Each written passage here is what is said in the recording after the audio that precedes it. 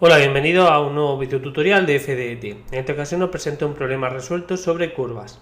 El enunciado del problema que vamos a resolver sería el siguiente. Dada la curva parametrizada por alfa de s igual a coseno de s partido c menos a seno de s partido c y b por s partido por c, donde s es un número real y los parámetros a, b y c cumplen que c cuadrado es a cuadrado más b cuadrado, nos piden, bueno, pues en el apartado a, demostrar que el parámetro s es la longitud del arco. Apartado B, que calculemos la torsión y la curvatura de la curva. Apartado C, que calculemos el plano oscurador de la curva. Y apartado D, demostrar que las rectas que contiene al normal y pasan por alfa de t cortan al eje z bajo un ángulo constante igual a pi medio. Y finalmente demostrar que la recta tangente de la curva forma un ángulo constante con el eje z. Bueno, vamos a ir paso a paso y en el primer apartado nos piden que demostremos que el parámetro s es la longitud del arco. Para ello lo primero que tenemos que hacer es recordar qué significaba que una curva estaba parametrizada por la longitud del arco. Tenemos que la curva alfa de s, esta que tenéis en pantalla, una curva está parametrizada por la longitud del arco si el módulo de la derivada es 1. Es decir, hacemos alfa prima de s, le hacemos su módulo y eso vale 1. Bueno, pues vamos a derivar la curva. Al derivar, tenemos que alfa prima de s será, recordad que la derivada de una curva es la derivada de cada una de sus componentes. Pues derivamos la primera componente, sería la derivada de a coseno de s partido por c, pues sería menos a partido por c seno de s partido por c. La derivada de la segunda coordenada, pues sería a partido por c coseno de s partido por c. Y finalmente la derivada de la última coordenada, recordad que el parámetro es s, pero que la variable es s, pues b partido por c. Hacemos el módulo de esa derivada y al calcular el módulo recordemos que esto es la raíz cuadrada de primera coordenada al cuadrado más segunda coordenada al cuadrado más tercera coordenada al cuadrado. Desarrollamos y esto queda a cuadrado partido c cuadrado, seno cuadrado de eso partido por c, más a cuadrado partido c cuadrado, coseno cuadrado de ese partido c, más b cuadrado partido c cuadrado. Total, que esto nos queda, si sacamos factor común a cuadrado partido c cuadrado, nos queda pues seno cuadrado de ese partido c más coseno cuadrado de ese partido por c, más b cuadrado partido c cuadrado. Bueno, esta cantidad vale 1 y por tanto nos queda a cuadrado partido c cuadrado más b cuadrado partido c cuadrado, que es lo que nos aparece aquí. Es decir, a cuadrado más b cuadrado partido c cuadrado. Bien, como precisamente a cuadrado más b cuadrado es igual a c cuadrado, esto nos queda c cuadrado partido c cuadrado y por tanto nos queda la raíz de 1 que es 1. En consecuencia tenemos que su módulo, que su derivada tiene módulo 1, por tanto esta curva está parametrizada por la longitud del arco. Vamos con el siguiente apartado. En el siguiente apartado nos dice que calculemos la curvatura y la torsión de la curva. Vamos a hacer un pequeño recordatorio de qué es la curvatura, qué es la torsión y cómo se calcula. Recordemos, dada una curva alfa de s, su vector tangente, aquí lo tenemos, viene dado por t de s, es la derivada, alfa prima de s. La curvatura, k de s, cumple que es el módulo de la segunda derivada, es decir, el módulo de alfa segunda de s. El vector normal a la curva cumple que alfa segunda de s es k de s por n de s. El vector binormal cumple que b de s es el producto vectorial de t de s, que es la tangente, por n de s, que es el normal. Y la torsión cumple que la derivada del binormal es la torsión por el normal. Bien, teniendo todas estas reglas, lo que vamos a hacer es ir poco a poco calculándolas. Entonces nuestro vector tangente a la curva será t de s, que es la derivada de alfa de s, y la tenemos calculada por el apartado anterior. Ya tenemos el primero de ellos. A continuación volvemos a derivar la curva, hacemos alfa segunda para calcular la curvatura. La segunda derivada, pues derivamos miembro a miembro, sería pues menos a partido c cuadrado coseno de ese partido por c, menos a partido c cuadrado seno de ese partido por c, y esta coordenada que se deriva y queda 0. Su módulo, es decir, k de s, que será el módulo de la segunda derivada, será la raíz cuadrada de primera coordenada al cuadrado más segunda coordenada al cuadrado más tercera coordenada al cuadrado. Total, ¿qué nos queda? Pues a cuadrado partido c cuadrado coseno cuadrado de ese partido por c más a cuadrado partido c cuadrado. Aquí falta un cuadrado que se me ha colado, aquí lo tenéis, el cuadrado, una errata, seno cuadrado de ese partido por c más 0. Total, sacando factor común a cuadrado partido c a la cuarta, nos quedaría coseno cuadrado de ese partido c más seno cuadrado de ese partido por c, esto sale 1, y nos queda la raíz cuadrada de a cuadrado partido c a la cuarta. Es decir, sacamos de aquí un c cuadrado y de arriba nos queda, sacamos la en valor absoluto, porque no sabemos el signo tiene, luego nos queda valor absoluto de a partido por c cuadrado. Esa sería la curvatura de nuestra curva. Aquí la tenemos, la curvatura será pues valor absoluto de a partido c cuadrado. Seguimos por aquí, vamos con el vector binormal. con el vector normal. El normal a la curva cumple que la curvatura por el normal es la segunda derivada. Como la segunda derivada la tenemos y la curvatura también la tenemos, despejando tenemos que el normal será la segunda derivada dividido por KdS.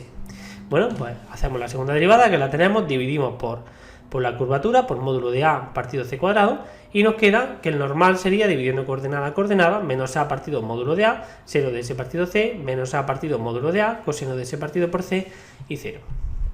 Bien, ya tenemos el normal. Vamos a calcular el vector binormal. Binormal sería el producto vectorial de TdS por NdS. Es decir, hacemos el producto vectorial y JK de el vector tangente, que lo tenemos aquí, y el vector normal, que lo tenemos aquí. Recordemos que este producto vectorial se hace desarrollando por la primera fila y lo podemos poner en coordenadas, donde I el vector 1, 0, 0, J el vector 0, 1, 0 y K 0, 0, 1. Bueno, pues teniendo en cuenta eso, lo ponemos en un vector y nos queda, después de hacer los cálculos, AB partido módulo de A por C, seno de S partido C, menos AB módulo de A módulo C, coseno de S partido por C, 1. Ese sería el vector binormal. Y la torsión de la curva que cumple que la derivada del binormal es la torsión por el normal. Bueno, pues derivamos el binormal. Al derivar el binormal, bueno, pues sería A por B módulo de A C cuadrado coseno de S partido C, menos A por B módulo de A C cuadrado seno de S partido por C, 0.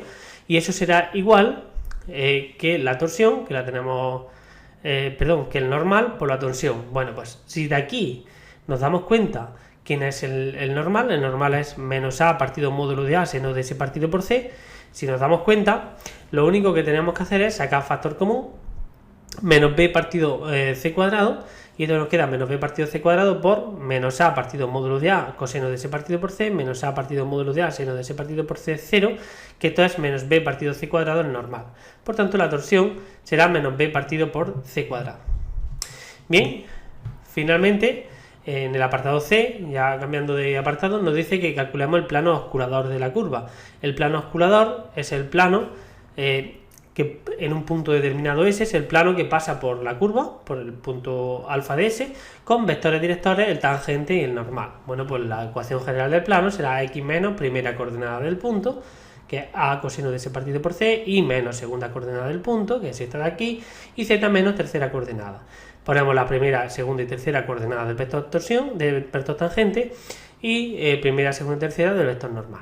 Igualamos a 0, resolvemos, y el plano osculador nos quedaría, bueno, pues este que tenéis aquí, sería desarrollando por la tercera columna. Si desarrollamos por aquí, sería pues Z menos B S partido por C, por el determinante de la matriz que resulta de quitar su fila y su columna, es decir, por este determinante de aquí, menos B partido por C por el determinante que resulta de quitar su fila y su columna, que es este que tenemos aquí. Haciendo las operaciones, pues Z menos B S partido por C por, multiplicamos en cruz, A cuadrado módulo de A C seno cuadrado de S partido C más A cuadrado módulo de AC coseno cuadrado de S partido por C menos B partido por C, y hacemos este determinante igual pues X menos A coseno de S partido C por menos A módulo de A seno de S partido por C menos este factor por este, igual a 0. Desarrollamos, y al desarrollar nos queda, después de hacer todas las operaciones, desarrollamos, separamos la X, la Y y la Z por separado y lo ponemos en su expresión normal. Y nos queda que el plano es B partido C seno de S partido C por X menos B partido C coseno de S partido por C por Y más A partido por C Z menos AB partido C cuadrado S igual a 0. Ese sería el plano osculador de la curva. Bien, vamos con el siguiente apartado. En el D nos dice que demostremos que las rectas que contienen el normal y pasan por alfa de t cortan al eje z bajo un ángulo constante igual a pi medio. Bueno, pues entonces, en este caso, el vector normal de la curva, lo tenemos aquí, que lo hemos calculado en el apartado A, ese vector y el vector del eje z tenemos que ver que tiene un ángulo de pi medio, un ángulo de 90 grados. Bien, pues el vector del eje z es S3, que es 0, 0, 1. Bueno, pues vamos a hacer el producto vector escalar, de estos dos vectores, y estos dos vectores resulta que su producto escalar vale 0, por tanto esos vectores son vectores normales, por tanto forman un ángulo de pi medio. En el apartado E nos dice que demostremos que las rectas tangentes a la curva forman un ángulo constante con el eje z. Bueno, pues las rectas tangentes a la curva tienen como vector director el vector tangente de la curva, que es este que tenemos aquí, y el eje z es el eje que tiene como vector director el 0, 0, 1. hacemos su producto escalar, bueno, calculamos el ángulo que forman estos dos vectores, que al final será el ángulo que forma la recta tangente con el eje z, y el ángulo será coseno de teta igual a el vector tangente por E3 partido módulo de tangente por módulo de E3. Hacemos el producto escalar y nos queda b partido por c, los módulos de esos dos vectores son 1, luego nos queda que coseno de teta es b partido por c, luego teta vale el arco coseno de b partido por c. Bueno, esto realmente sería teta de s, es decir, en el instante s el ángulo que forma la recta tangente con el eje z es teta de s igual a arco coseno de b partido por c, que no depende del punto S tomado, del número S tomado. Por tanto, las rectas tangentes forman un ángulo constante, en particular por arco coseno de b partido por c con el eje z. Bien, hemos llegado al final de este video tutorial de FDT, espero que haya sido de vuestro interés. Os recuerdo que en la web principal fdt.es podéis encontrar este y otros muchos vídeos, tanto de teoría como de problemas resueltos, y que además los tenéis totalmente categorizados. Muchas gracias por vuestra atención y esperamos veros por aquí pronto.